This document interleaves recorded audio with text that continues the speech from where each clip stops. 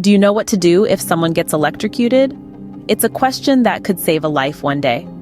With the prevalence of electrical appliances in our homes, workplaces, and public spaces, the risk of electrocution is ever present. It's crucial to understand the steps to take in such an emergency. Electrocution can sometimes be accompanied by burns, but in other instances, it may not leave any visible marks on the body. Regardless, electric shock can cause significant damage to internal organs, induce heart problems, and lead to other injuries. In certain circumstances, even a small electric shock can be fatal. An important word of caution: if an individual has been electrocuted and is still connected to the current, never touch their body. If the source of electrocution was a high-voltage wire, it's critical to call emergency services immediately. Never approach a high-voltage wire until the power source is turned off. Maintain a distance of at least 6 meters from the wire, as it can potentially spark and jump. Before emergency services arrive, there are certain steps to follow. First, disconnect the power source.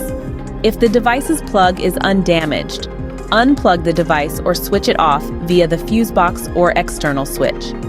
If this isn't possible, isolate the person from the current using non-conductive objects like plastic or dry wood.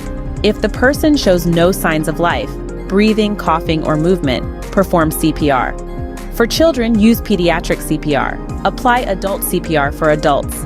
It's crucial to prevent the individual from shivering, as this can weaken their physical condition. Inspect for other injuries. If there are burns, sterilize the area with a bandage and gauze using a clean cloth. Avoid placing a blanket or towel over the burned area, as it can stick to the person's skin. If the person is bleeding, apply pressure to the wound and elevate the limb if the injury is on an arm or leg. Once you've done all you can, wait for the ambulance. Medical professionals may conduct various tests such as blood tests, urine tests, Connecticut scans or MRIs, electrocardiography, ECG, and checks for other damages. In summary, dealing with electrocution involves several key points. 1. Never touch the person until the power source is off. Be cautious in wet areas, as water conducts electricity. Keep the burn area as cool as possible, but only once the electricity is off.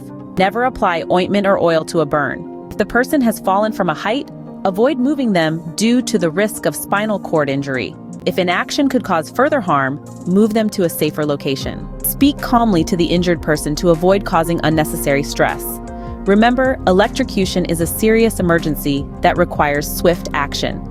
Understanding the steps to take could mean the difference between life and death. Ever wondered how dangerous electrocution can be for the internal organs of the human body? The answer is quite dangerous. When electricity courses through the human body, it can cause a multitude of symptoms.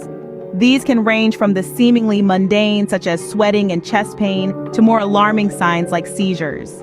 Even simple nausea can be a sign of electrocution.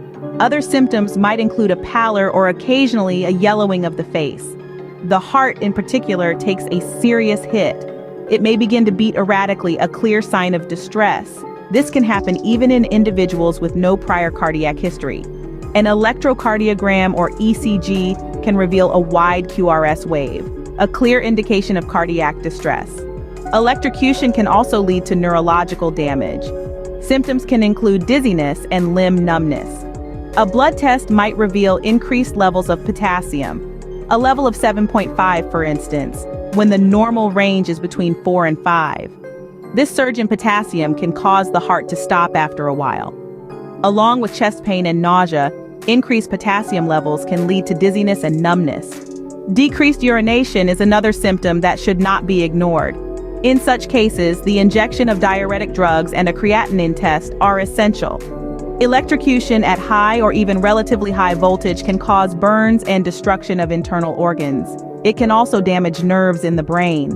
The electric voltage can particularly affect the nerves of the organs, including the heart, leading to heart attacks. The muscles of an electrocuted person can also be destroyed. The substance inside the muscles, known as myoglobin, can enter the kidney through the blood. If it accumulates and is not excreted, it can destroy the kidney. Serum injections can remove myoglobin from the kidneys if the electrocuted person reaches the emergency room quickly. This can prevent kidney destruction.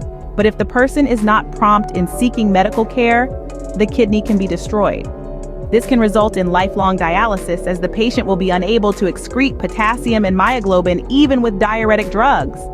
In summary, the dangers of electrocution are many and serious.